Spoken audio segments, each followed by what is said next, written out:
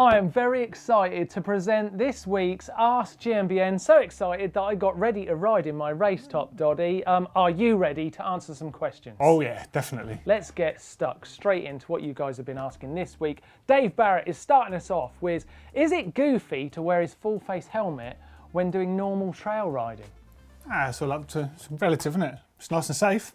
It is nice and safe. I always think wearing a helmet of any kind, good idea. Yeah. If you've only got a full face, that's a helmet to wear. Yeah, you might get a bit hot, but... I guess there is a level that you come down to, depending on the bike, where it can start to look a bit odd. If you're on a cross-country rig, it can look a bit weird. I'm not saying it's a bad idea, but it can look a bit weird. Safety first, though. Safety first. Yeah. We're going to go with that one. Yeah. It's the right answer. Let's leave it there. But, yeah, there's a limit. There's a limit. Favo Rick says, is it possible to enter an amateur downhill race on his 160mm travel enduro bike? Of course it is. That sounds like the perfect no-brainer. Yeah. What did Samuel ride at the World Champs? In downhill? Yes, yeah, I think exactly that. 165mm enduro bike. Yeah, not bad, not bad. And he did all right. He did all right, didn't he? Did fairly right in EWS as well. Yeah. Henry Courier says, how do I get the best GoPro helmet shot facing at him? Oh, that's like a Blake special, that isn't it? It's a Blake special. So you call it the unicorn? The unicorn, yes. He's got lots of different devices. I would recommend, it sounds so simple, but it does work. You can just literally plant it straight on the bars in front of you. Just zip tie it on, gaffer tape it on. Gaffer tape's what I'd use. And that works really well. Got any clever tips, Doddy, for that? Yeah, use zip ties, better. Zip ties, zip tie king. Zip tie king. Juan Lu says, can I ride my gravel bike at a bike park? It's got 42mm tyres, but no suspension.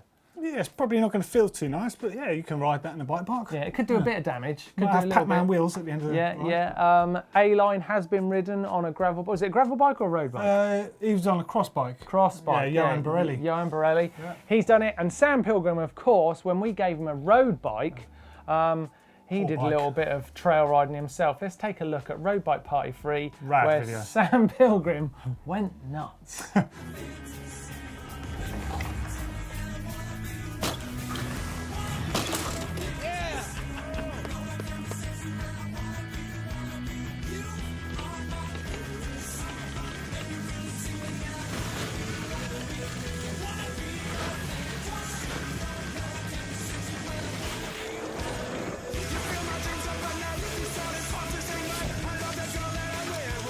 Okay, a couple more questions for you here, Doddy. This one's bang up your street.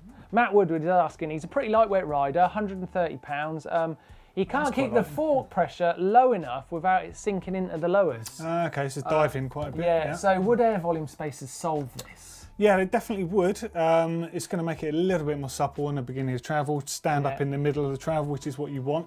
Yeah. Obviously, it's going to make it more resistant to use all of the travel. It's the whole point of them, to make the fork feel progressive. Yeah. Definitely try that. Yeah. So literally what's going on is he's such a light rider, he's dropping the air so low that... But he's using all of the travel too easily. I see. Yeah, so they're definitely going to help. Well worth a try. Well, I hope that works out. Michael Stenham says, winter's knocking on the door here in Minnesota, here too. Might be a bit colder where he is. Maybe, yeah. It might be a real winter. Yeah. Is there anything he could do to winterize his bike? Funny you should ask that. No, we have. We've literally just put a video up on winterizing your bike, so check it out. For us here in the Northern Hemisphere, winter is coming. And these are a few tips to keep your bike running sweet and hopefully get it through winter in the best condition possible.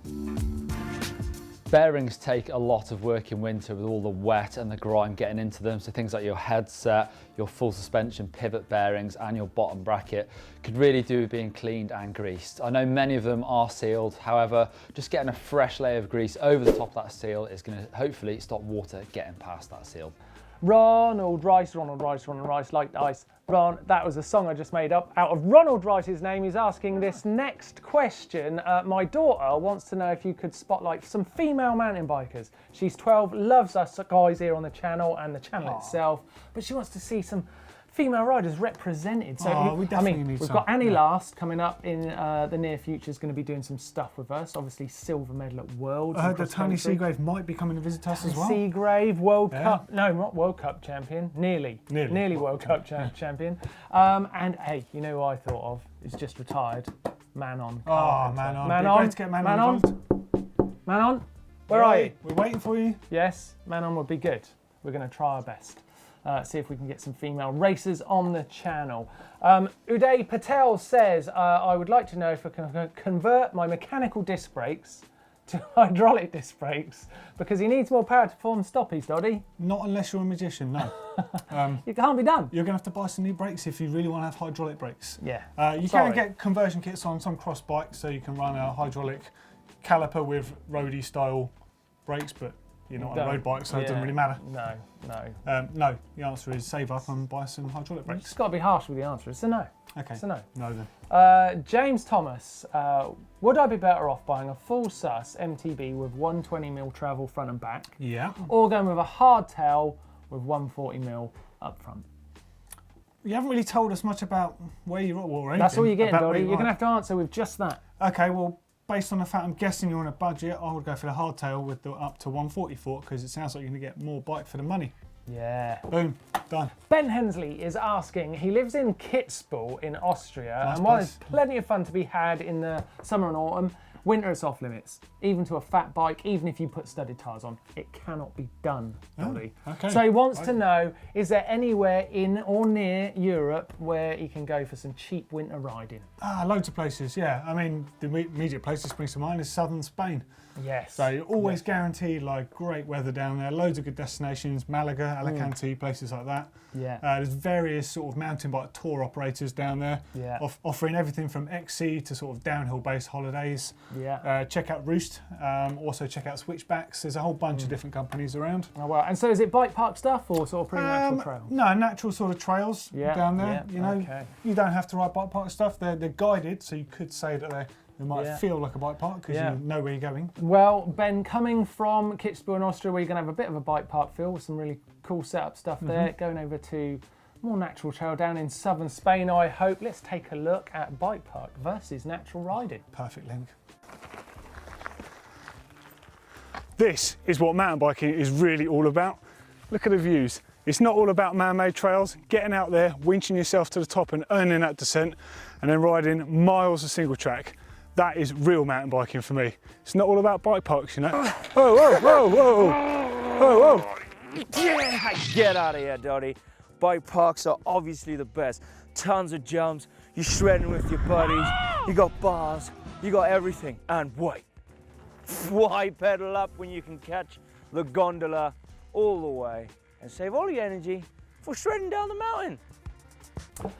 Steve JJH is asking, he can't get his manuals dialed. He's blaming his 29 plus bike, even though he knows it's his technique, really. Can a manual be done on any bike? Well, technically, yes. Even an e-bike? Yes. I'm still reading from Steve here. Have you guys done it? No, because I've not spent enough time on an e-bike, to be honest, but we're going to do that, definitely. You can manual any bike. If a bike's got 2 wheels and handlebars, you can manual it. Maybe not tandem. Except for a tandem. I Or think one you're of right. those I was weird just doing the cargo bikes. calculations there and I thought, no. Those weird cargo bikes might be a bit tricky with a back end that's about 3 foot long. Some bikes you can't do it on. Some bikes. Most bikes you can do it on though. But you could definitely manual at 29 and plus. Yeah. Definitely. You know it's you, dude. Yeah. You know it's you. Practice makes perfect. Patrick van der Acker says, oh, this is a sad story. The paint job on the top tube of his alley Trek Stash is seriously delaminating. And unfortunately, outside of the guarantee period, his local bike shop is saying it's because of the sweat creeping into the cable holders and the consequent rust. Is that a load of BS or not? Yeah, total BS. Okay, right, so the only reason that sweat would do that sort of damage to a bike is if it's, well, basically a bike that's on a turbo trainer, so you're just sat in a static position and sweat's hammering off you, basically. I've seen a lot of corrosion damage on bikes from that. Yeah. No, it just sounds like you've got an unlucky bike with paint chip that's started flaking. And well, he's asking here, can we do a how-to on painting your bike and paint repair? Do you know what? I was speaking to my mate Ali from FatCreations. Yes. Really cool custom painter. Yes, and he actually, we were speaking about doing something similar like this because he says it's the biggest question he gets asked, actually, just about repairing chips. Yeah. And so his theory on this is there's a really quick and easy way to do this yourself and quite cheap as well. So you go down to your local DIY shop and take your bike with you and get them to mix up like a little pot of paint, a little sample, so it won't really cost you anything. to the colour of your bike, just telling me you like the colour of the bike sort of thing. Take that paint home with and get some 600 wet and dry paper, so it's like a very fine emery paper. Now you just want to scrape off the flecks with a fine screwdriver, obviously careful not to cut yourself or your bike. Get rid of those bits, then with the wet and dry, put a bit of washing up liquid on it. Apparently helps it cut the paint a bit better. Rub it down until you've taken the edges off so it's nice and feathered. Drip on the paint, sort of wait for it to dry. And when it's smooth, sort of smooth it down even afterwards. And then mix some of your other half sort of lacquer stuff they use on the nails. Nail basically. varnish. That's the one. Yeah, and then when that's dry, you can polish it up. Genius, And we've got to try that. So yeah, I've got a chip on my own bike, so I'm going to try that exact thing. Right, we're going to let us know if you do it, because it'd be really cool to see. We can do exactly that video. That was going to be a lot of fun. Ryan Osterguy says, is there any benefit in running an 11-speed chain on his 1x10 setup? No, none. That was simple. Could have put that in quickfire round, couldn't I? We could have yes, done. I could have. I should Stick have to investigated. 10 speed's cheaper as well. Tobias Lawson Dick says, I know the benefit of having a rear mech clutch on. What are the benefits of having a rear mech clutch off?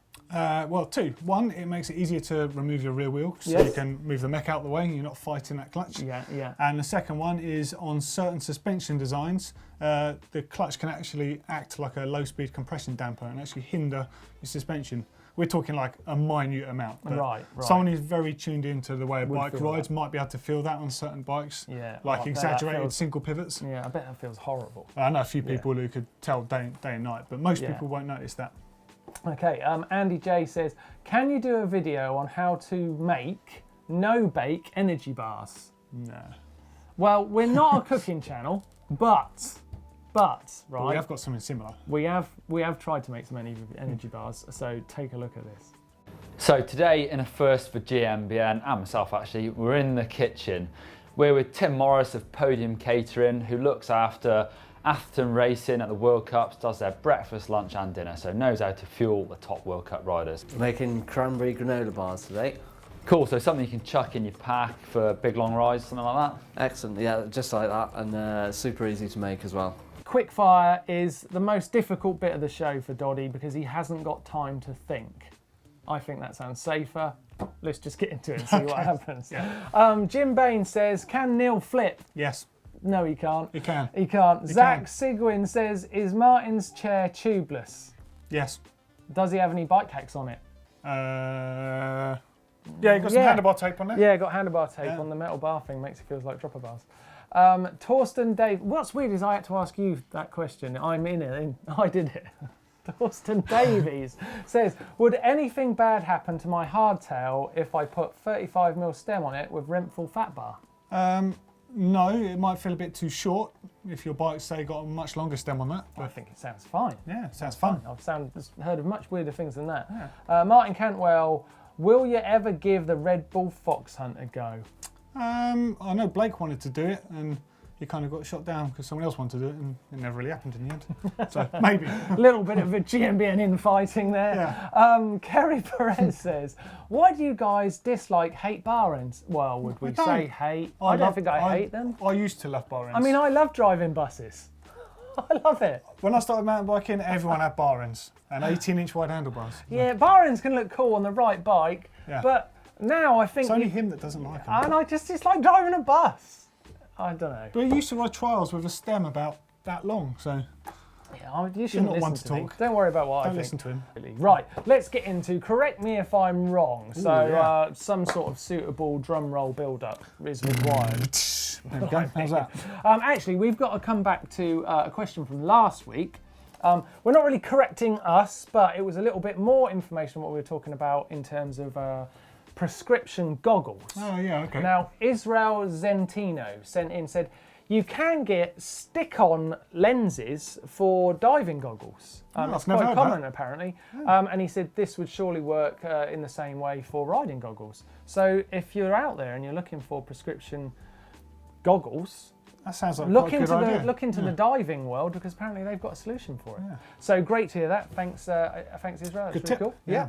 Right. Correct me if I'm wrong. This week is from Cameron Ravenhill, doing a huge drop down some stairs. He's asking how he can improve it. It's a big old huck, this. You're going to like it, Doddy. Oh, that's a good Boy, he set. goes for it. He really does go for it. He's got his friends out watching. Here he comes. Crack! Oh my God. Oh, he sent I that, don't think he didn't did anything to lessen Yeah. the impact there, did he? I think if we just see that slightly slower. It looked like he picked up as he went off that as well. Yeah, he really does send it off there and he slaps the front end down. Yeah. He really does.